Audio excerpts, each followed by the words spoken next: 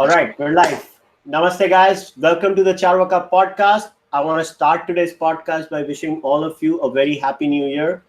Hope you guys had a great time 31st night. Hope you burst a lot of firecrackers and annoyed the Supreme Court of India because the Supreme Court says you can't burst firecrackers. Oh, sorry, that was for Diwali, not for New Year's. I forgot. So I'm really excited about today's conversation because I've been trying to get this guest on the podcast for a while, and we were having internet issues for a few days, and this issue has been on my mind for a while because of multiple reasons. I mean, somebody might ask, Kushal, you're an atheist, so why do you care about this so much? But actually, I think I do have skin in the game in this issue, and I'll explain my angle of why I, as an atheist, also have skin in the game when it comes to this issue. So, in the latter part of the podcast. But without further ado, I welcome Padma Pillai to the podcast. Padma ji, welcome to the podcast. Thank you. Thank you for having me. It's an honor, actually. So let's start with the basics first. So I want you to first go ahead and explain to everybody who's watching this about what was #ReadyToWait and why did you guys start it? What basically was the mindset? What made you decide that you know what, enough is enough, we need to stand up and start this campaign? So first explain that, and then we'll go into the nitty-gritties of the issue itself. Yeah.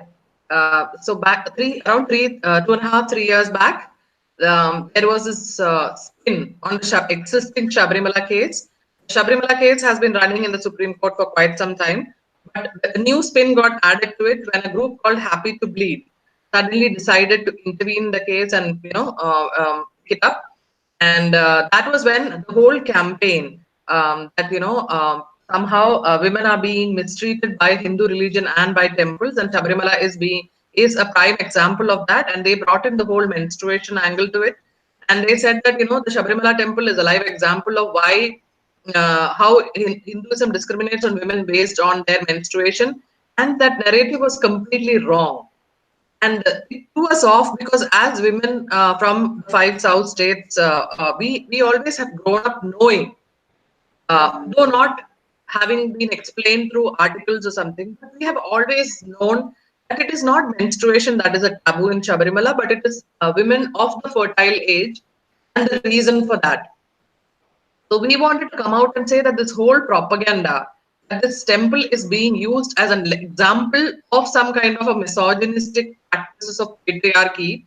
We wanted to come out specifically and address the issue of Sabarimala first, and then go into broadly addressing the issue of what Happy to Bleed was talking about. And there were a lot of derogatory statements made about Sabarimala and Lord Ayyappan, those casual English-speaking people's limited understanding of our temple shastras. They made a lot of loose statements. And as people who have genuine devotion to Swami Ayyappan, that also hurt us.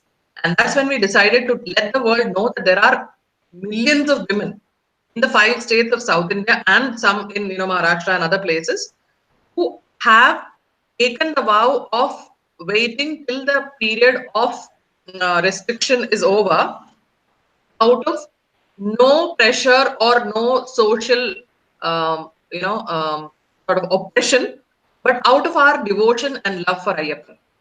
And we understand perfectly well why this rule has been kept, and we understand that it is inherent to the core characteristic of the deity. So we wanted to say that these women who are asking for the right to pray have only one problem. They will have an opportunity to pray when they're 50, but they are not ready to wait. And that was the core difference with us. We were ready to wait. It was just the willingness of waiting for a few years. And that was the only difference between these women and us. And that is what we wanted to highlight with the hashtag.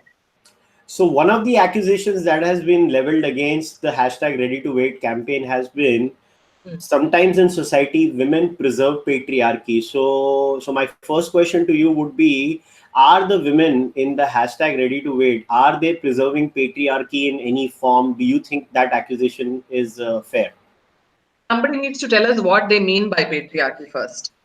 What I understand about patriarchy is when a set of men make certain rules to suppress women and use them for the purpose of their betterment of their own life, right?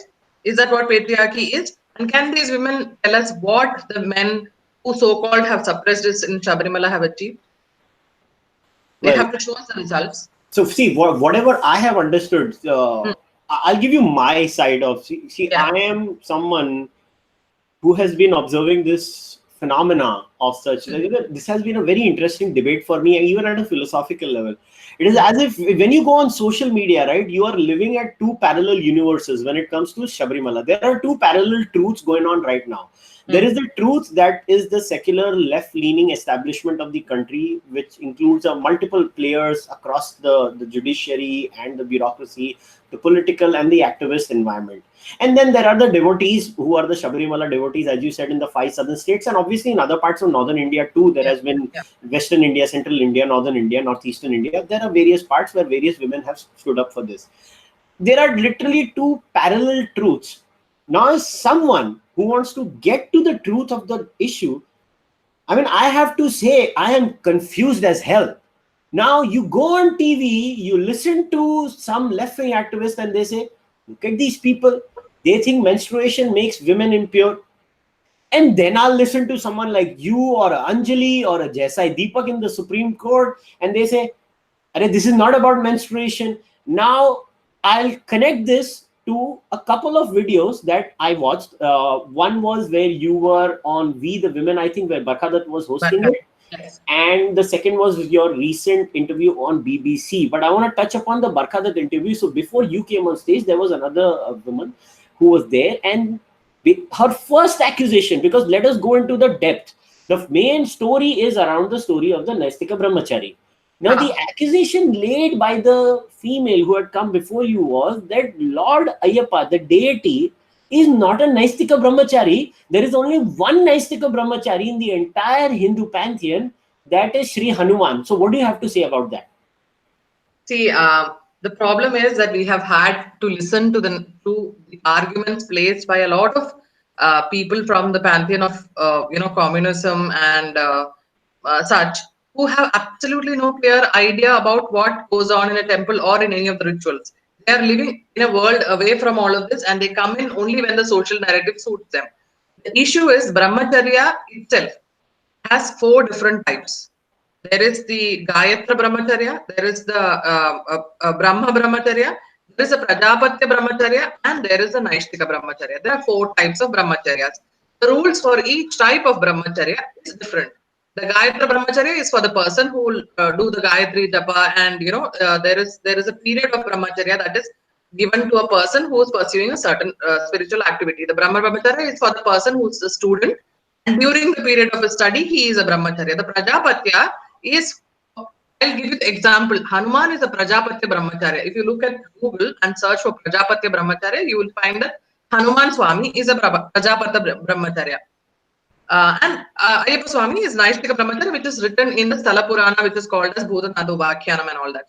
Now, this Prajapati Brahmacharya of Hanuman Swami, in many of the folklores, Hanuman Swami's guru is Suryadev, and he gives him all the information, and he wants to learn more about Agamas and Tantras, where Suryadev says you have to be a Grahastha to learn all this. And Suryadev creates a lady who is not born out of a womb, and called Suvarjala Devi, and marries Hanuman Swami to her, and that marriage is not consummated. But the fact is that Hanuman Swami is considered to be married to Suvarjala Devi for the purpose of learning Tantra. Right? So how can somebody say, when all this narrative, all this everything, all of this exists in Puranas, how can somebody say that Hanuman Swami's Brahmacharyam is the same as Ayyappa Swami's Brahmacharyam? There are very different types of the same path. And Naishtika Brahmacharyam is defined in Yajnavalkya Smriti and in Brihadaranya Upanishad and all of those places where they have said that the Brahmachari who takes the vow, whether it be a man or a woman, has to take the vow of uh, refraining from 8 different activities with the opposite gender, which includes the seeing them, thinking about them, playing with them, secret conversations, and 8 different things that they have to see. Darshan is a primary one of that. 8 different things that a person who picks Naishtika Brahmacharya promises to stay away from. So Ayyappa Swami has promised to stay away from even a darshan of a woman of that age. Now, below 12 years and above 50 years, 50 is arbitrary. The matriarchs, the people who are in that elder age, in Hindu Shastras, they are all considered to be not having a gender identity in their mind. A child below 12 has no clear thoughts which come out of his gender, right? At least according to us now in America, they say that child of 4 years old knows what his gender is. I don't know. Such kind of thought in Hindu Shastras, it is considered that below the age of 12 and above the age of a certain, people by nature itself remove all their gender specific thoughts and get into are more connected to spiritual world, which is why the exceptions are available. Now, without studying this, how can they just go and say that all brahmacharya is equal? The problem is when you translate Indic languages, most of which have 56 alphabets, and then dirghas and the amchas, and you translate that into English, which has only 26 alphabets and then combinations of those pronunciations, you lose half of the meaning in translation. So now everybody looks at a brahmachari as just a celibate. And we have pegged this brahmacharya into something to do with sex. It's not. It's only one part of the brahmacharya that a person takes up. The vow is for a lot of other things also, and we cannot remove all those other things and then only talk about this. So, Alright. Meera's argument about Hanuman and Ayyappa Swami was technically,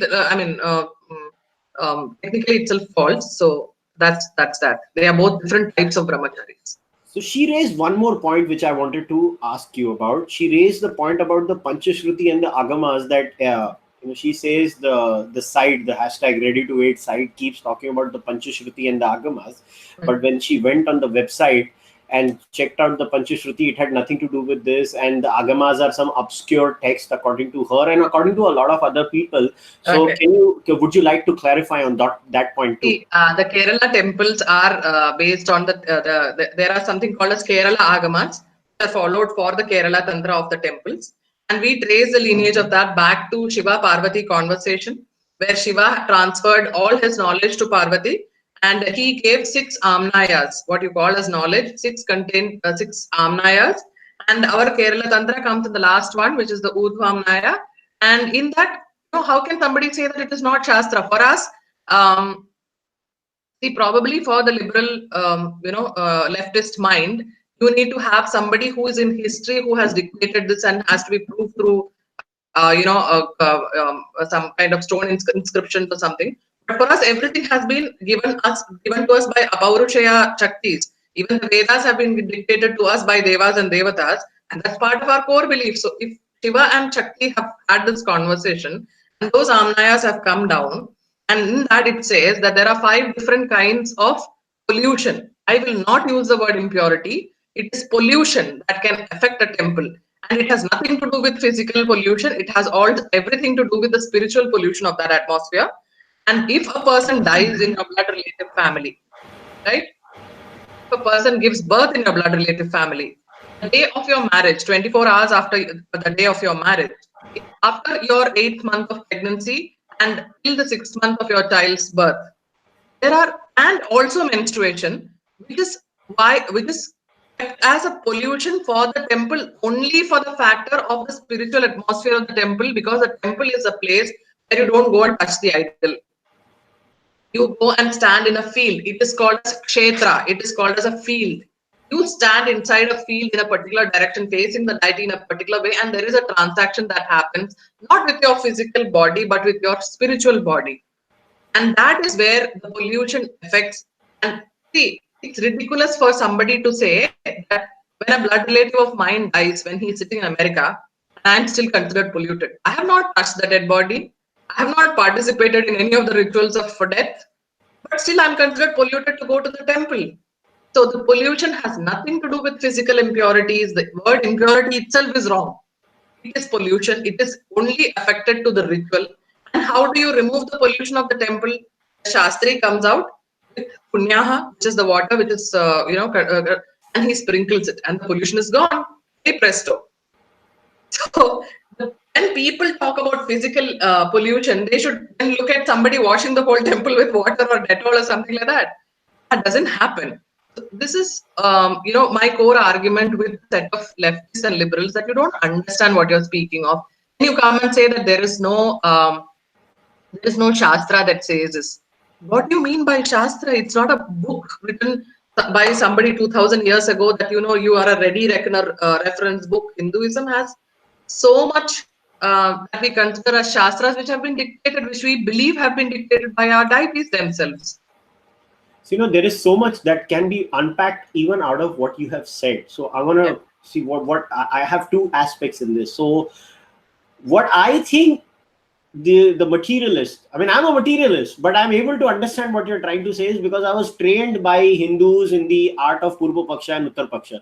So when I debate the folks on the Astika side, I try to make my best effort to understand what the Astika argument is. So from what I have understood here is that the ashaucha, I'm going to use the word in Sanskrit. I'm not using impurity, I'm saying ashaucha.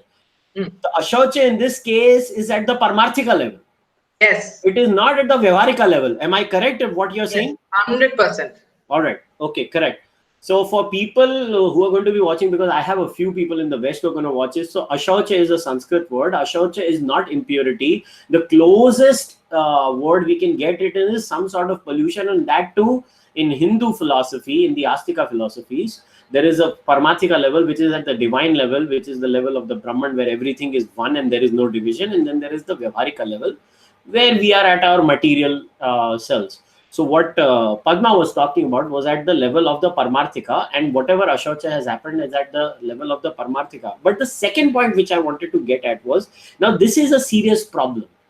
Now you just mentioned that we can't come up and every time we can show you a scripture. Now this is a serious issue, and this is a far greater issue for non-Abrahamic civilizations, because whether we like it or not, we function in a jurisprudence that is a typical Judeo-Christian output, where the courts will every time you go to a court, whether it's in India, it's in America, it's in England, it's in Australia, anywhere in the world where we form, we are under the Westminster style of governance, the damn judge is going to ask you, what is it an essential practice? I have always found this essential practice so Abrahamic that, look here, this is my book.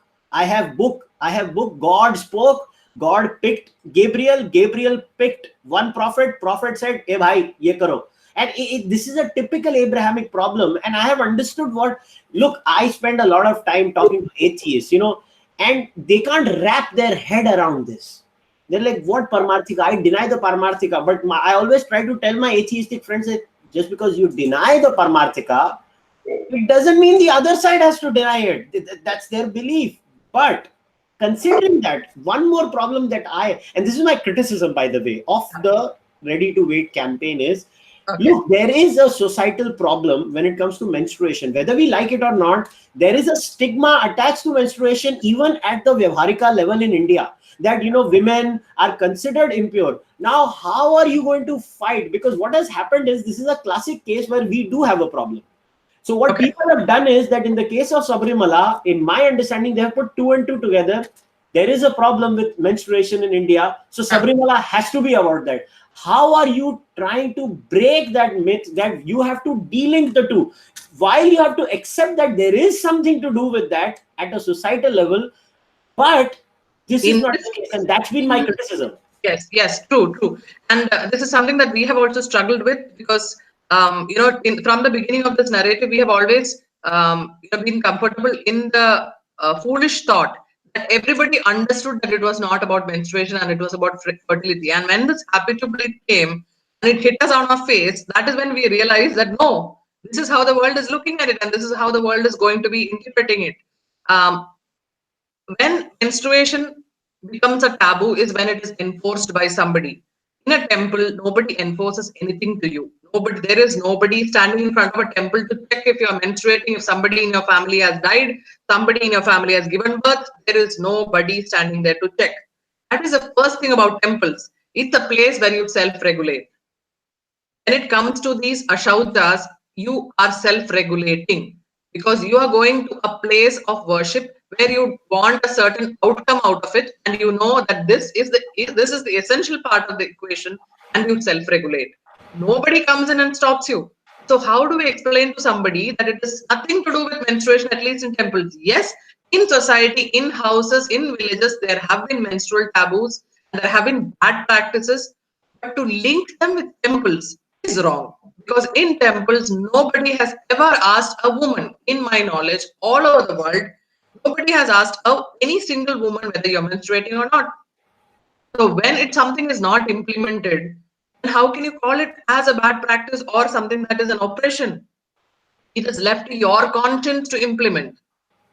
And you have been told that if you do this, this will happen. If you do this, this will happen. Your outcomes have been decided for you. You enter a temple while you're menstruating and be ready to read the outcome. Nobody is going to come and beat you. Nobody is going to come and stop you. So this is something that we have struggled with. We have not understood really how to speak to those people, because it forms core of our understanding.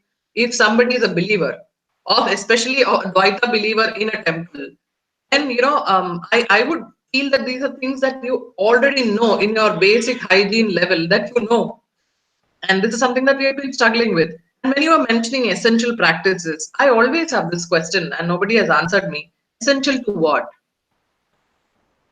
I mean, don't ask me. I have myself been confused about this. I was like, what is this whole essential practices?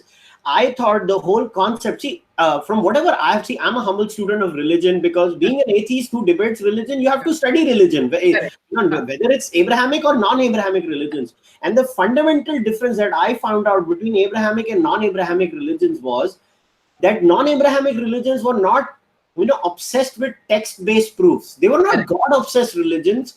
They were more experiential religions. They were all about my experience and my reality, and they were more into oral transmission. And what I found about, not that the Arabs are not into it, or the Quran, even the Quran, the Quran also has this thing, but more so when it comes to Hindu philosophies and Indic darshanas, what I have found is they have this thing about maintaining the authenticity, and they were always like, no, only ucharanam is the best way. You go on doing the ucharanam. Only that way you get it. The text is not important. Obviously, later on in life, where even the Hindus in this part have changed, but the point is, the key difference here has always been this history centrism, where Abrahamic religions have always been history centric, where there is a prophet, and the prophet speaks for God, and God's word is infallible, and this infallibility is a huge problem. While you meet a Hindu, Hindu is like a cafeteria Hindu. Hindu will be like, okay, today I want idli, I'm an idli Hindu. Tomorrow I want butter chicken, I'm a butter chicken Hindu. And the bloody Hindu is confused, and even the person trying to talk to the Hindu is confused. So this has been my problem, and even I have struggled with this essential practices clause. Why do you need essential practices? Why does the discussion even have to be about essential practices? See, why it has come, I have a feeling, is because that the Bible, or any of those Semitic texts, Bible has covenants. There are 7 covenants that a Christian has to fulfill if he has to be considered to be taken back by during Armageddon or whatever. So you have to fulfill those 7 covenants, and if something falls under those 7 covenants, those are called essential practices. Now, for a Hindu, your goal could be moksha. Your goal could be, I don't want moksha, I want to just live a happy life. It could be everything. When there is no single goal, there is no essential practice. Your goals are itself left to you. So, it frustrates us because there is nothing essential to Hinduism, but there is everything essential to a temple and such tools that are made to us. This is something that I want to ask. We don't have the freedom to, maybe to the judges, to get into a car which accepts only diesel as a fuel, and then says, no, I will put petrol because petrol is also a fuel. What happens? You get into a car and you say that, no, it is too slow. I want to get there in 2 hours. Why doesn't it fly like a plane? It is a car. Like that, it is a temple. It does not meet all your criteria. It is not meant to be. It is meant to be a specific tool designed for a specific set of people with a specific set of goals. And why can't you just leave it? It does not affect anybody's life or his goals of salvation or his goals of rebirth or his goals of anything. If you don't go to a temple, nothing will happen to you. So going to a temple itself is not an essential practice. So I don't know why they will. Okay. Yeah, That's that. and but see, this is where the left wing would come back to you, right? But they would say this is a weak argument. What if the temple starts discriminating against people from certain castes? And that's where I have always told, my friends in the ready to wait movement. Then I have said that you need to explain this factor about what constitutes discrimination. So, could you explain why Lord Ayyappa and his wishes to stay a Naistika Brahmachari and to stay away from a certain age group, women in a certain age group, is not discrimination? Why should a person or a female who belongs to that age group feel that she's not being discriminated against? Because Ayyappa's vow of Naishtika Brahmacharyam is something that he has chosen. And if we believe that Ayyappa is a deity, if we believe that he is somebody that we should engage in a deity devotee relationship with, then you should have a basic respect. The concept in Hinduism is that um, you do not mistrust your guru, your mata, and your pita, and you do not mistrust your deva. Those relationships are considered. If your mother tells you that beta it's hot, and you are not, as a Hindu, you are supposed to understand that your mother will not lie to you. Okay, Ayyappan has said that it is for my benefit, and I am a brahmachari, and my brahmacharyam is my path of sadhana to go towards a certain goal. It's my upasana, and please do not disturb me during this time. And he had made the request to all classes of people. Then they requested that we need to have darshan of you, and then he made the exceptions and he kept rules. And he said even men who come to me cannot just walk in. They have to undergo a 41-day penance. They have to, become Ayyappa. There is a process of becoming Ayyappa. So he said that this is a path that is given only to a certain kind of people, and men who want to become like Ayyappa are given a crash course of that brahmacharya scheme that he is practicing for 41 days. He is becoming a guru of a certain sect of people, and he is teaching them to follow that path and get into that goal at least for 41 days during their grahastha life. But the fact is that does not change Ayyappa's brahmacharya. Ayyappa did not go away from women because he wanted to discriminate with them. Ayyappa went away from them because he wants to get into Brahmaloka Upasana, and for that he needs to pursue this path. When a rishi goes to Himalaya, he is going to Himalaya not because everybody who's living in the lowlands are inferior to him or he doesn't like to see them. He's pursuing his path, and this is the core understanding that we have. The second part of it is during the hearing of the constitutional bench, this was discussed and it was accepted by the judges, but it did not find place in the judgment that discrimination exists, like the caste-based discriminations of the previous era. It exists when a person is barred from something for life, right? He has no opportunity of having an option of ever entering that temple. A person who was born in certain caste was never allowed to enter into a temple, and it was pure discrimination.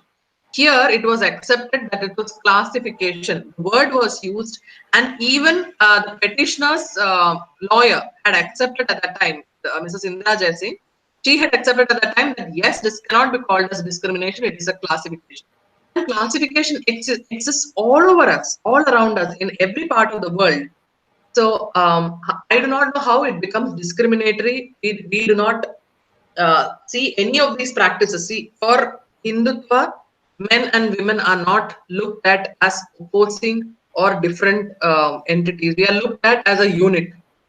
But at that fact, with our physiology and our linked psychology, we are both set of people given different paths. The goal is the same, the end result is the same, just the paths are different. And for me to say that, look, it looks to me that the men's path is better from here, that doesn't work. It has been designed by our acharyas and rishis based on the psychology and the physiology of both genders. Now, if you ask me, I have made this point in Barkha's interview also. More number of men commit crimes. More number of men are drunkards and users of intoxicating substances. More men commit suicides. More men are in jails in all over the world. There is no equality in the need for rehabilitation. More men need rehabilitation than women. There is And when you see Ayyappa's path of 41 days and the Darshan path as rehabilitation, then you understand why there is no discrimination here. Because less women need this rehabilitation than men. And for society as a whole, what is better? For men to give up these habits that they have formed, which are ruining their lives and their families' lives, for 41 days, and hope that the impact of those 41 days will at least last for the next 6 months, right? So the rehabilitation program is designed for people who need the rehabilitation. Now, I as a teetotaler cannot say that I want to go into Alcoholics Anonymous. I can't, right? And Yeah. I don't find that their exclusion of me is discrimination. Yeah. It's the same logic. I don't know. We have. I don't know how to explain this more. Maybe you can help me. No, I've always found, in fact, I struggle with the concept of discrimination too, because discrimination also, if we look at it, there are two types of discrimination. People don't realize there is positive discrimination, there is negative discrimination. Yes, exactly. I think it is time to come up with another concept, which I would call in this case is indifferent discrimination. I mean, this is not a classic. I mean, I know you call it a classification, but even if I would like to say, see, positive discrimination exists, like reservations in India. That is positive discrimination. We are Correct. discriminating. In that case, it is a clear-cut case. Reservations are a case of discrimination. So we can't make blanket statements like all discrimination is bad. I mean, there are discriminations like, when we were discussing offline, you raised a very good point that even in the Mumbai locals, there are women-only compartments. Yes. Isn't that discrimination? That is Definitely. positive discrimination. Similarly, we have women-only clubs where we have women-only, men-only clubs. So there are discriminations of different kinds. What I have basically come up to the conclusion is, I always say this to my friends, whether they are Astika or Nastika, I live my life by a very simple principle. I use it is a very interesting concept of John Stuart Mill. Not that I agree with everything John Stuart Mill said, but John Stuart Mill used to have this concept called the harm principle. I believe whenever anything has to be tested, any moral, ethical concept has to be tested in terms of how it looks in front of the law, I say it should pass the harm principle. Yes. Now, if we use the example of triple talaq or Haji Ali, in my eye, that fails the harm principle, because that is a clear case of negative discrimination, where in the case of triple talaq, the female has no rights. I mean, you just go say talaq, talaq, talaq, and it's game over. So that obviously is a no-brainer. And even in the case of Haji Ali, it is not like the Peer Baba had some story. The Peer Baba basically the rule. Yeah, they just came up with the arbitrary rule that women are inferior and women need to be kept away. That's the rule. Here it's a different story. Now, tomorrow, if Haji Ali says, no, we have our own story, then I am on the record saying, I will support the Haji Ali people too if they had a similar story, like the story in Sabarimala is. Now, I would say the only argument other than this in the secular zone is that, does the story of Sabarimala violate the harm principle? If you ask me, I think it does not violate the harm principle, and that's why I was with the Indu Malhotra, dissenting judgment too. Now, another accusation that has been laid towards the Sabarimala movement has been that before 1972, women were going comfortably inside the temple, and this whole hue and cry has been after 1972, and and now they have brought in a new angle. They have said this whole movement itself is political. All you people are political people, as if first of all being political is a bad thing in India. I have never understood this. I mean, they say you go and vote. The moment you vote, you become political. You have made a choice in life. You voted for something, and then they say you are political. You at least decide whether I am political is a bad thing or whether I am political is a wrong thing. But I'll still ask you this question. Is this a political movement? And what about this whole 1972 argument? Yeah, it's actually not 1972. They talk about 1991. That is when the judgment in Kerala High Court had come out, and where the judge had given a direction to the state government and to the Devaswam board to have policemen standing at Pamba and checking every woman's identity card and ensuring that nobody between the age of 10 and 50 enters. So prior to 1991, like all other, Hindu temple sort of traditions, it was self-regulated. What happened is in 1986, there was a movie shooting that happened inside the premises. And it is supposed to be, see, the issue is that the temple is in the hands of a secular Devaswam. Now, in Kerala, as you know, every 5 years, the governments change. It goes to Congress, it comes to communists. There is no guarantee that any of these people who are coming in to rule the temple are even religious, right? They have any emotion towards the temple. So sometimes some kind of people come in who feel that, this is just a money-making unit and let's just lease it out when there is no pilgrims. Let's lease it out for cinema shooting and all that. So the petitioner had said that the Devaswam has failed to ensure the sanctity of the temple, and that the Devaswam, since it is coming under the purview of the state, and both of them need to be held responsible for the kind of repeated transgressions that are happening. And in that, while that case was running, there was this instance of a lady who was a Devaswam commissioner from Marxist Party. She brought in her daughter and her daughter's son for the Annaprashna ceremony in Sabarimala, and there was a huge hue and cry by all the devotees who were present there, who said that she's violated the principles, and she came and gave an affidavit in court saying that it is fine for women to enter before the 41-day Mandala season is starting. That is the first 5 days of every Malayalam month. When the temple opens, it's fine for women to enter. She cut that argument out of thin air. And to support her argument, she kept saying that women have always been entering not during the Mandala period in December, but during all the other months, women have been entering. Now, she being a government official, her words had a certain kind of weight automatically attached to it, but she had cut the whole argument out of thin air. Now, there have been instances like, I always use the example of people driving without licenses, valid licenses. There are a few people who always like to flout rules. Similarly, such exceptions have also happened in Sabarimala. And every time such exceptions have happened, the Shuddhi Kriyas have been done and a lot of Prayashchitas have been done. And people have tightened security. The temple administrative people itself have had to, stop physically and all that. What this lady tried to do, there was some commissioner, is to say that this is the norm. And I was only following the norm. And that is where the Tantri came in. And he said this was never the norm. And it was never allowed. And if at all somebody has done this, it is breaking the rules and it is harmful for the concept of the deity. So the justice himself understood, because the deity is considered to be a perpetual minor in Indian constitution. He is a juristic person and a perpetual minor, and the Tantri is supposed to be the ritual head of the and the arbitrator, the decider of what rituals should be to protect that minor. So when the Tantri submission was made, the judge came in, stepped in as what they call is in a parental capacity, and the judge said, look, we have to follow the certain steps to protect the deity's religious entity. And that is when 10 to 50 restriction of checking, that is physical checking of women who are coming there for their identity cards, that started. But the rule has always been there. The proof of that is a book called The Survey of Travancore by Lieutenant Ward and Corner.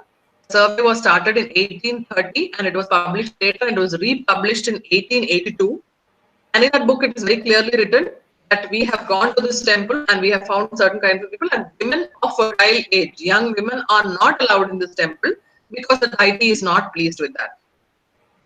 It is very clearly written in 1880 by two foreigners who did the survey that it is not a practice that is allowed in the temple. So what changed in 1991 is a police check post. Till then, it was self-regulated, and when the women approached the temple authorities standing there would stop them and send them back. So the police check post came in 1991. The rule has always been existing. And it was a blatant lie by the communist nominated Devaswam lady president who led to this argument, and these people are parroting that argument repeatedly. All right. Then the second question which I asked you was, is this movement political? Are you guys political? No, this movement is not political. The only politics that today we have after the third year and today after January 1st, where the two women have entered, the politics today that we have as ready-to-wait is anti-Marxism.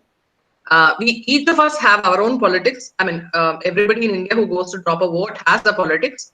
And that has not affected this movement, because on October 2nd, September 28th, the judgment came out.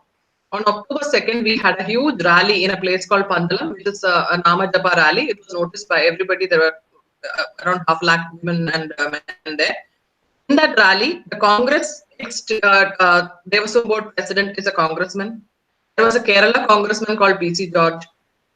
The Pandalam, the Pandalam Palace, which is the paternal home of Ayyappa Swami. The Pandalam Palace is the trustee for many of the Sabarimala movements. That person is a leftist, and he has been the private secretary of a left LDF minister in Kerala. And Shilpa Nair is of readytowait. She is a member of the BJP. Every politics, despite our differences in our politics, have come together because what has united us is our bhakti for Ayyappan. It is a common factor between politics is you have a certain faith, which is common. Many Hindus, though we have a common faith, follow different ideologies when it comes to politics.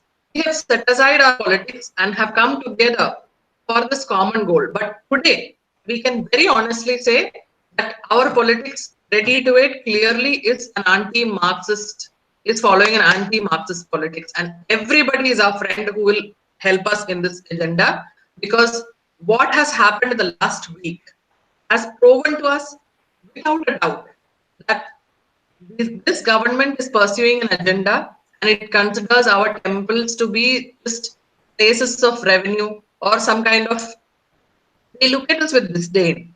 And it's no longer tolerable in democracy. A democratically elected government cannot look at its public with disdain. And that's not acceptable. So this is our politics. All right. So do you think that Article 25 should apply to a deity, in this case, which is Ayyappa, and are temples public places? Because both are interconnected. Because if you believe Article 25 does apply to Ayyappa Swami, and there has always been this angle where they say the temple is a public place, so you cannot discriminate, so everybody is allowed inside the temple. So what is your answer for both of these queries? I believe that as a juristic person, all rights should apply to Lord Ayyappa. Because he, not just Ayyappa, all deities and all temples, because they have always been considered to be perpetual minors, and as such citizens of this country, and should have all the rights available to them. What has happened in this judgment, especially in Justice Chandrachud's part, is that he has interpreted juristic person as having all rights but the fundamental rights.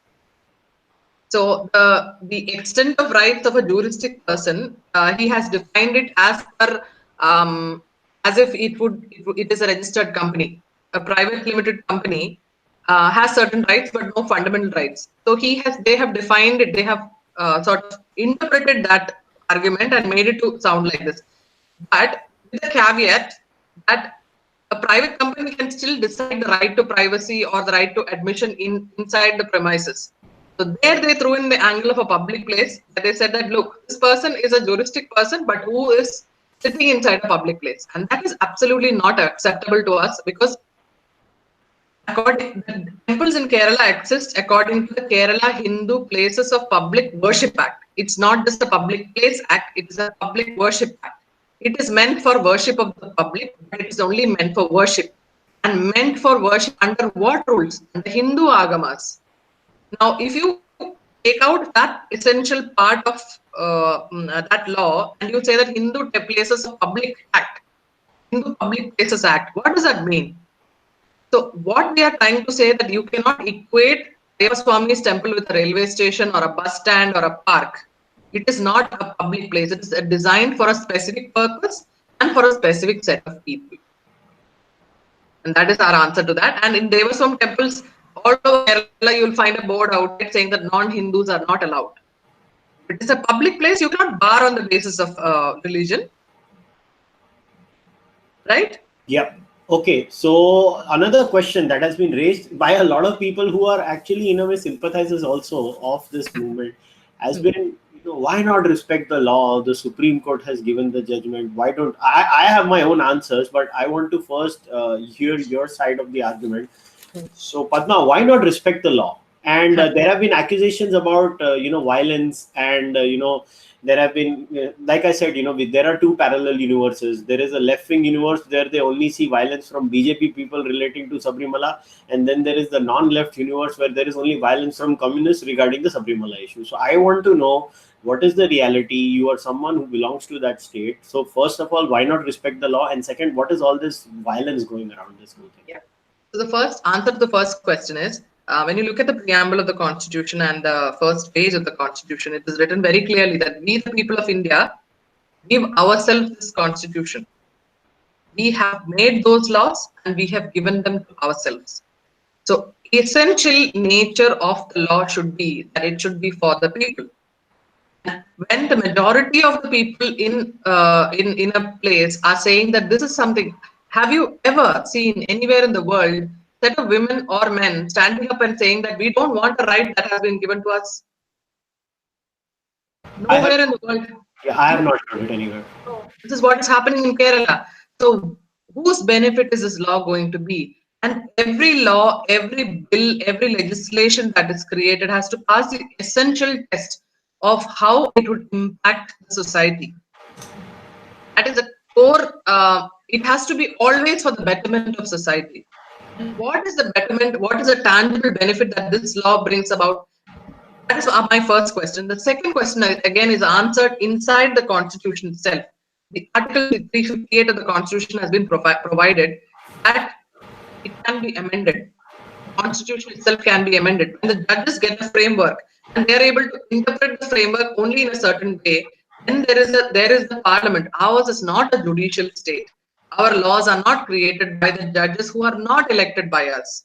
Our laws are, we entrust our lawmaking into the hands of people we elected because we want our emotions, our sentiments, our needs, and our wants to be represented in those laws. And which is why we keep on asking the Parliament and the State Assembly that, look, this law is not beneficial to us. It is dividing society. Now, Kerala society is now divided across various lines. It is divided between Ayyappa believers and not. It is divided between religions because there are a lot of other religion people coming in and commenting about this issue. So there is a lot of those religious tensions happening. This one law has created such unrest, and there is no tangible benefit that this law has been able to display to anybody. So it fails the essential test. It fails also the essential test that it is not passed democratic muster. It has not gone to Parliament. It has been created by the judges who are unelected, and it is not acceptable to us. We want the Parliament to deliberate. We want laws to be made and laws to be amended if required, because this is an issue which ties to the core aspects of my Article 25 and 26. I want to add to the whole why not respect the law argument, because this is the most scary argument, especially when it starts, when atheists or people who claim to be atheists, my kind of people, start saying why not respect the law. I get scared because atheists, here are laws in India. 295A, cannot criticize religion. 153A, cannot say anything that can harm the public order. Guess what? You can make shit out of anything in this country. Article 19, First Amendment and the second clause. Anything in respect to public order again. So there are, you have the Airline Act where kite flying is banned in India. By the way, a country that celebrates Makar Sankranti, you can't have kite flying. Everybody breaks the law in this country, by the way, according to that act. I can give you two examples in the Bombay Municipal Corporation Act. There is a lime wash register requirement. So basically, what was the lime wash register? We lived in a time when the Britishers used to make this law when we had cholera in India. So they used to have this lime wash register where you're supposed to wash your whole office with lime. They still have it on the books. Then there is some silly law in the Mumbai Municipal Corporation Act where the first step, I think, has to be of wood. Then you can't even have a cubicle that touches the floor of the ceiling. The ceiling. I mean, what are you talking about? That is also the law. Why not follow that law also? I mean, the law is an ass sometimes. That's my argument. So this whole sweeping statement that, why not follow the law? Then, go to Saudi Arabia. Why not follow the law? They chop your hand off. You want to live in why not follow the law is the worst argument. What if tomorrow in India, we have a fascistic state? They say we will make a new law. What? Why not follow the law? No, I'm sorry. The law has to be. That's what Indira Gandhi did. That's what Indira Gandhi did. We lived through an emergency where she said, this is the law from now. And we rebelled. Yeah, I mean, this whole argument about why not follow the law is the single most stupidest argument I've heard in my life. Yes. Sometimes I feel people living in a democracy don't realize what a democracy is all about. It's about freedoms. It's not about. I believe law and order should exist. Yeah. Don't get me wrong. I am a law and order guy myself, but freedom is the most important thing. And again, I keep circling back to the harm principle. Yeah. If there is no violation, there is no violation of the harm principle, there cannot be a law that suppresses anybody's freedom, whether it's me as an atheist or it is a religious group. Now, Padma, I want to move into a somewhat general discussion, which is got to do with Sabarimala. Huh. Now, we always have this discussion. You discuss Sabarimala, they throw sati. I mean, that's the standard stick of every leftist in India. But I want to ask you this question. Look, the moral arch, we as human beings, the moral arch keeps expanding. If we go back 300 years ago, a lot of rubbish was okay in India, and they would say this is our tradition. I mean, traditions keep on changing. We keep on expanding. The moral arch of every society is going to change as per new norms and new changing realities. Now, what according to you is the line when it comes to tradition, and has that line been broken, do you think, in Sabarimala? And if broken, is it a good thing or a bad thing? Because from whatever I have understood, even with your discussion with Barkha, the whole point was Barkha was trying to rationalize your argument. Yes. This whole rationality argument, personally, I find very scary from multiple angles. And I'll share my reasons again later. First, I want to hear from you. So, what are your views on this? See, that's exactly what I was going to answer you also, is that everything, as society grows, there are new things coming into the mix. Things change. Even religion has changed. What we practiced 50 years back is not what we do today. But how has it happened? It's not happened from these people who externally, who have no understanding of, typically the example of Barkha or Meera or any of those people, they have no basic understanding of what religion is, and they want to change it. What I would say that all reform has happened in the hands of people who have studied this, who have been scholars of this particular religion, who have understood it and who have had the capability to sit with debates with the best acharyas of the time. So it has always happened from within, and it has always happened when something was found to be pushing the limits of society, where something was found to be not no longer containable within the social framework. So many of those things have happened because of that only. It has never been that somebody from outside finds that something is not so great in Hinduism, and then you come and change it. When the Britishers were here, they have constantly kept telling us that these things are rubbish. Worshipping an idol itself is rubbish. For a Britisher or for a Mughal, worshipping an idol itself is rubbish. Even today, I had somebody commenting on Facebook saying that it is only psychological that you go and stand in front of an idol and you find something there. It is only psychological. Tomorrow onwards, you imagine something else will come to you. So such kind of arguments, when made by such people, cannot be used as the test for deciding whether the religion has to be changed or not. What has to come is from within. The acharyas have to sit and say that, look, this is no longer relevant. We will find a new method. If you have a cup which is given to somebody, and if you are supposed to give him water, you decide suddenly that I'm not giving him water now, I'm going to give him chai. You have to first pour out the water and then fill chai in the cup. You are now, what these people are now saying, that break the cup only. I pour the chai from the kettle into his mouth. And there in this, two sets of people that we have had to butt heads with are the rationalists and the Advaitis. Two sets of people. The rationalists who come and say that this is not logical. How can Ayyappa's brahmacharya, Ayyappa is a god, how can his brahmacharya be affected when a woman comes? He's God, he should be able to overcome everything. There is no rational to it. We have made God is different, deity is different. God is all the Paramatman, he is everywhere, he is in this fan, he is in this computer, everywhere. That is Hindu belief. But when a form of that God, the essence of that God is got into a stone, and he is given human features, and every day morning his clothes are cleaned, his food is made, and he is given a bath. The construction of a temple of a temple deity is in human form, and he hence he or she follows all the human fallibilities also. Now, why I would say, and biggest question I have to rationalists is that if I start changing my beliefs according to your rationale, then one day you will come and tell me that prove to me that this stone contains Ayyappan and that stone contains Shivan and that stone contains Vishnu. And how do you prove to me? Belief, especially our kind of tantric belief, cannot be put through the scientific test that rationalists are used to. It cannot be proved in the lab. Second part is about Advaitis. Now, Advaitis tell us that everywhere everything is Paramatman and Paramatman is formless. He doesn't have gender. He doesn't have gender discrimination. What we answer is that Paramatman is like water, right? Paramatman is like water. But when water is inside your body, you call it blood. When water is inside a cow's udder, you call it milk. When water is inside a fruit, you call it juice. You do not treat these three different waters in the same way as you treat plain water. Now, if you're falling sick, nobody will put a bag of water inside your veins. So you have to treat the form that water has taken. And that's what we are always trying to tell the Advaitins. Don't apply the principle of the water to us. We are blood, we are milk, we are juice, right?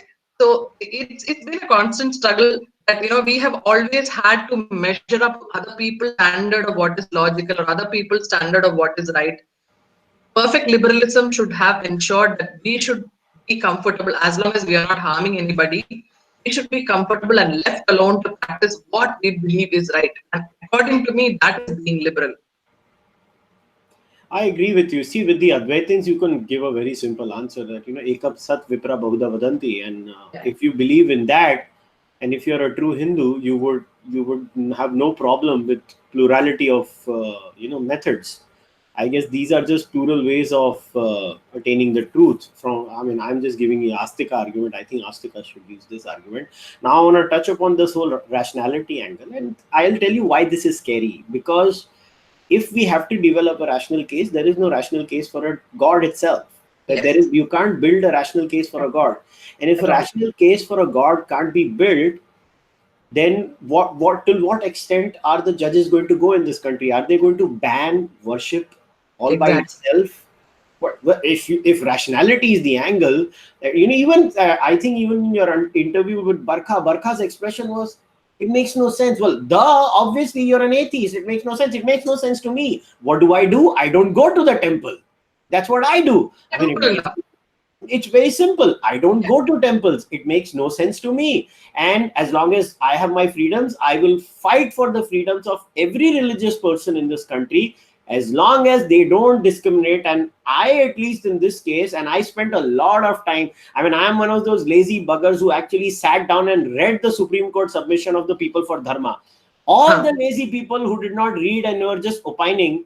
And that's when I have been reaching out to everybody in Ready-to-Wait, because I was like, hang on, you guys have not convinced anyone, I think, about the whole menstruation angle itself. But yeah, the rationale line is very dangerous. And if this is the line the courts of this country are going to go, I'm sorry, science itself keeps on evolving. Well, let me tell you, I'll give you a very interesting answer. According to science, our frontal lobes as humans, right? Our frontal lobes do not develop totally till the age of 25. So, if we are going by pure science, I don't think so. Driver's licenses should be given till the age of 25. Alcohol and all those things should not be given till the age of 25. In fact, there are some researches that do show that if you consume these things after the age of 25, it can actually have positive cognitive effects on you. Your brain development is much better. But I'm not anti-freedom. I'm not saying ban alcohol or anything. I'm for freedoms all the time. But my point is that the whole rationality line that is given, it's a separate thing where I, as an atheist, sit across with a theistic person and I have a debate about their beliefs itself, and I'm questioning them. That's okay. We can have a debate. We can even mock them if we want to, in a comedy skit or whatever you want to do. But the point is that if they want to follow it, who the hell are you to stop them? That's my whole point. That's what scares me. If you're somebody who's more powerful than me and we are having an argument and then you invoke your power to put me down and say that your argument is no longer valid, that's exactly what has happened. We have not, first of all, we have not had this argument at all. The courts have, in the judgment, if you have noticed, many of the arguments that were put forward by the interveners, Sai Deepak as well as Rasharan, they didn't find any mention in the judgment itself. So, first of all, there was no argument. Second, you are sitting in a position of power and then saying that, look, I've heard your arguments. No, I am right. And that's it. In the judgment, the first 411 pages, in that, the first page where Justice Deepak Mishra's judgment comes in, he has quoted some foreign person and he has used that definition of what religion should be. I mean, please, the court should not tell me what my religion should be. I will decide that. That is my Article 25. Tomorrow, I am going to start a religion which believes in cloud cuckoo land. I mean, you cannot tell me what my religion should be. And that is the core difficulty that I have with the judgment, is that judges have constantly tried to say that in an ideal situation, this should happen, what should happen. I mean, I'm sorry, you should, anyway. It makes no sense. And this is where, in the beginning of the podcast, I had told everybody who's going to watch this or hear this later on, and I have skin in the game in this. And this is my angle. This is why I have skin in the game. Because when the freedoms of a theistic person are violated in this case, who is to tell me that tomorrow the same judges and the same courts and the same activists who are basically authoritarians in this country, they are not activists, they are authoritarians, they come after me, they come after my freedoms. When I say, look, I as an atheist want to criticize religion, remove 295A, these will be the same authoritarians who, under the guise of, oh my God, if we can criticize religion, maybe that person will go after Islam and Christianity. And that's when our whole game is exposed, because we are leftists. We can only dislike Hinduism in this country. We can't dislike Christianity and Islam. Can you criticize the judges? No, you can't. You can't. I mean, look what they sent a notice to Vivek Agnihotri. Did you see what happened? That's exactly what I'm mentioning, that you can't criticize the judges. This is a democracy. This is the law. I mean, it's not a free world. You put 100 rules in front of us for so many things, but you can't tolerate a few rules inside a temple sitting in some jungle in Kerala.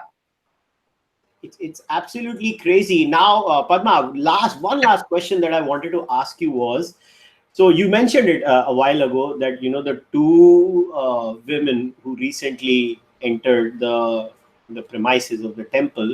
I mean, what a weird thing to do, 3:30, 4 o'clock in the morning, sneaking into the temple, and by the time they entered, they had exited. It reminded me of my trip to Vaishno Devi. I was very young at that time. I was very excited. I was like, damn, I'm going to go there, Mata Rani ke darshan karunga. I must be 12, 13, I don't remember. And it was literally, I entered, and by the time I could look at the murti, they were like, okay, go. I was like, what the hell? What happened? Where is God? I could not even do any darshan.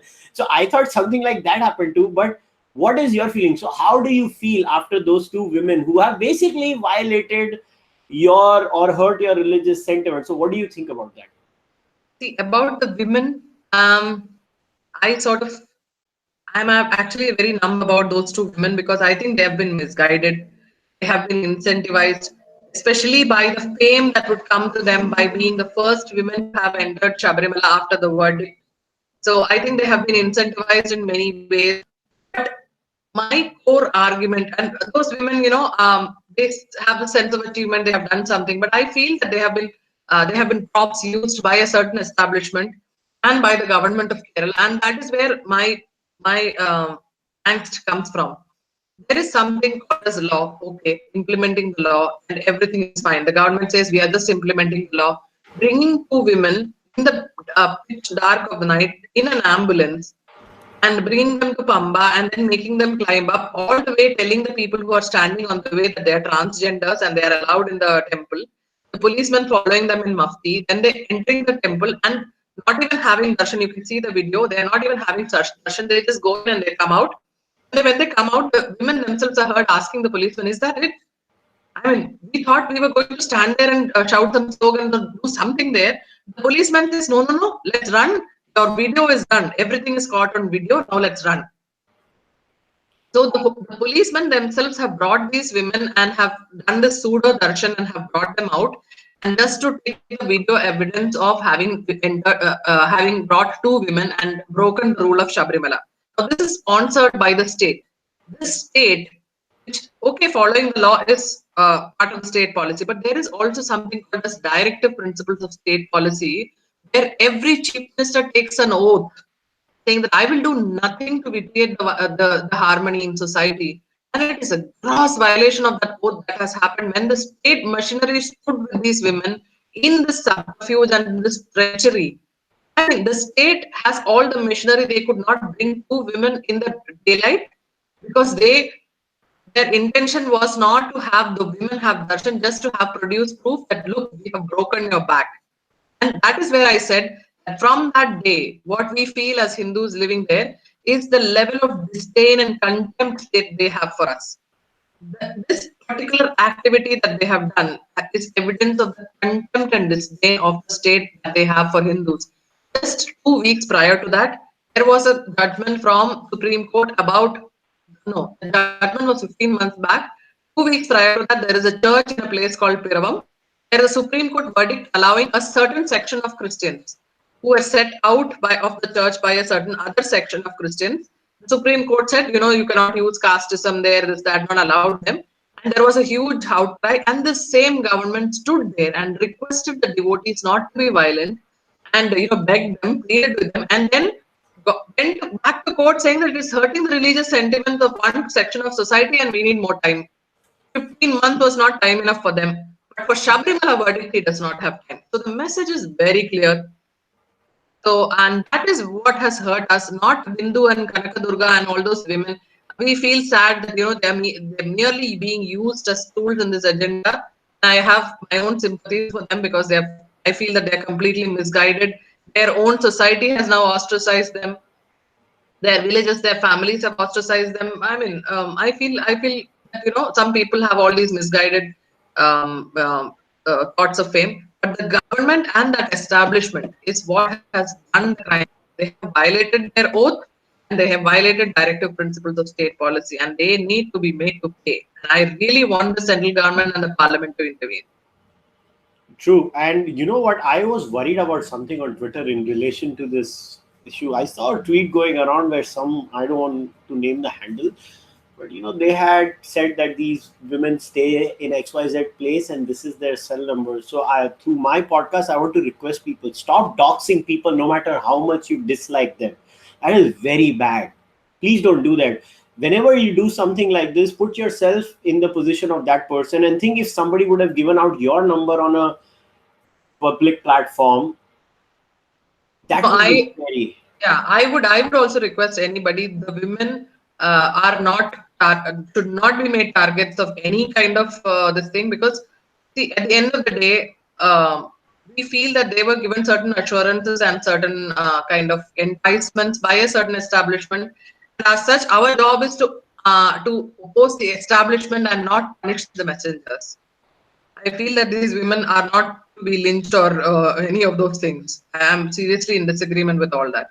Yeah, and you know what? I want to end on a very I don't know how to react to this, but yesterday on the Op India podcast, I had shared your tweet. I mean, we had shared the screenshot of your tweet about the women's rally in Kerala, where I don't know if you're a Star Wars fan. I saw your tweet, and all I saw was burqa-clad women. So all I could see was Darth Vader on the road, the female version of Darth Vader taking up a poster of "Down with Brahminical patriarchy," and I had a hearty laugh yesterday. I was like, damn, look at this concept. The female is standing there in a tent, standing there in all this weather with wearing a black tent, and then she knows there is a law where her husband can come and say talak, talak, talak, and she is talking about female empowerment. And on top of that, the best moment was one more video where a journalist goes and asks her, why are you standing here? She's like, I don't know, man, my husband told me to stand here.